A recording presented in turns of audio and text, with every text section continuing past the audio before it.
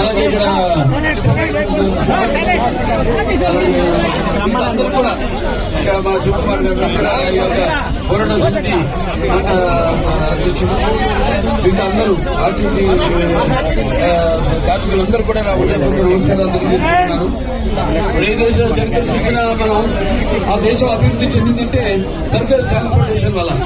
Surface transportation అంటే ఒక మూల నుంచి మరొక మూలకి ప్రజలు రవాణా సౌకర్యం కల్పించడం. నా గుర్తు ఆనాడు అటల్ బిహారీ వాజ్పేయి గారు ప్రధానమంత్రిగా ఉన్నప్పుడు మన కాబోయే ముఖ్యమంత్రి వర్యులు చంద్రబాబు నాయుడు గారు ఆనాడు మరి ఒక సంస్కరణ తీసుకొచ్చారు. వాజ్పేయి గారు చెప్పడం జరిగింది, ఇలా మీరన్నీ రోడ్డు అనుసంధానం చేయండి, దేశం దానంతటి అదే అభివృద్ధి చెందుతుందని. ముందు ఆయన నమ్మలేదు.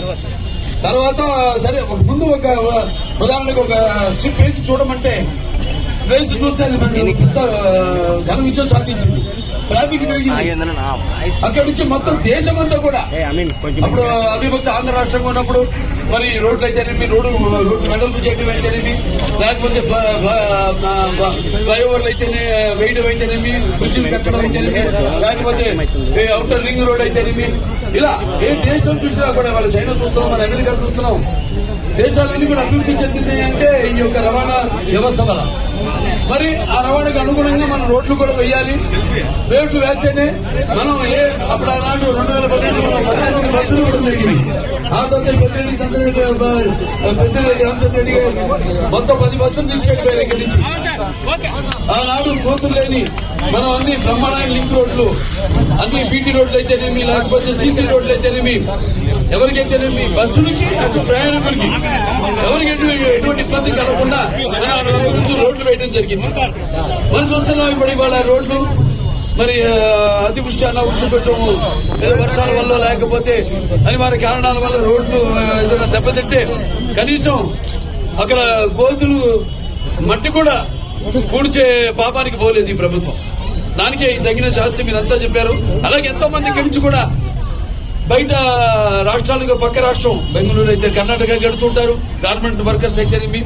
అలా ఇవాళ చూస్తున్నాం మన బస్సులు తక్కువ అయిపోయి, ఈ రవాణా తక్కువ అయిపోయి, వాళ్ళ ఎలాగైతే ఆటోల్లో ఒక్కొక్క ఆటోల్లో 15-20 మంది ప్రయాణం చేస్తూ వాళ్ళ ఎంతో ఇబ్బందులు పాలవుతున్నారు.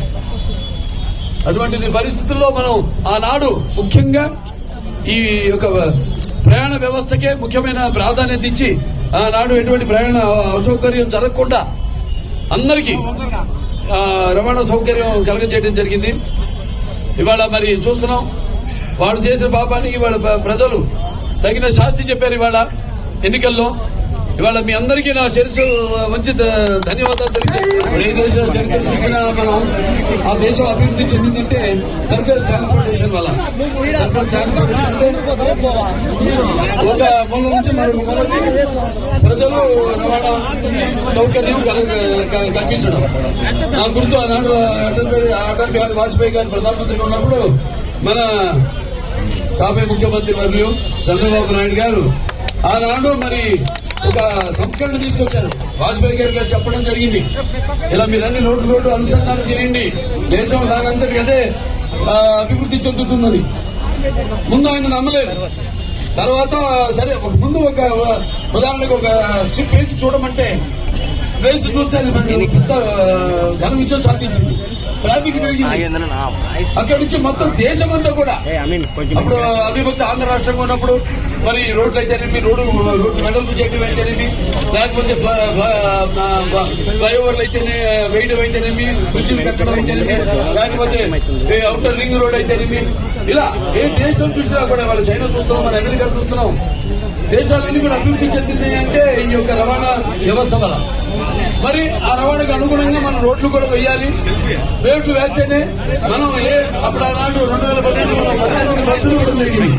ఆ తర్వాత పెద్దిరెడ్డి రామచంద్రెడ్డి గారు మొత్తం 10 బస్సులు తీసుకెళ్లిపోయారు ఇక్కడి నుంచి.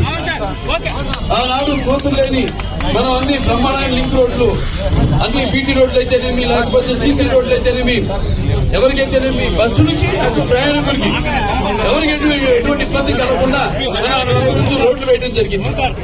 మనం చూస్తున్నాం ఇప్పుడు ఇవాళ రోడ్లు మరి అతివృష్టి అనావృష్టి పెట్టము లేదా వర్షాల వల్ల లేకపోతే అనివార్య కారణాల వల్ల రోడ్లు ఏదైనా దెబ్బతింటే కనీసం అక్కడ గోతులు మట్టి కూడా పూడ్చే పాపానికి పోలేదు ఈ ప్రభుత్వం.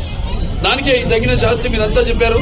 అలాగే ఎంతో మంది కించి కూడా బయట రాష్ట్రాలకు పక్క రాష్ట్రం బెంగళూరు అయితే కర్ణాటక గడుతుంటారు గార్మెంట్ వర్కర్స్ అయితే అలా ఇవాళ చూస్తున్నాం. మన బస్సులు తక్కువ అయిపోయి ఈ రవాణా తక్కువ అయిపోయి వాళ్ళ ఎలాగైతే ఆటోల్లో ఎంత ఒక్కొక్క ఆటోల్లో 15-20 మంది ప్రయాణం చేస్తూ వాళ్ళ ఎంతో ఇబ్బందుల పాలవుతున్నారు.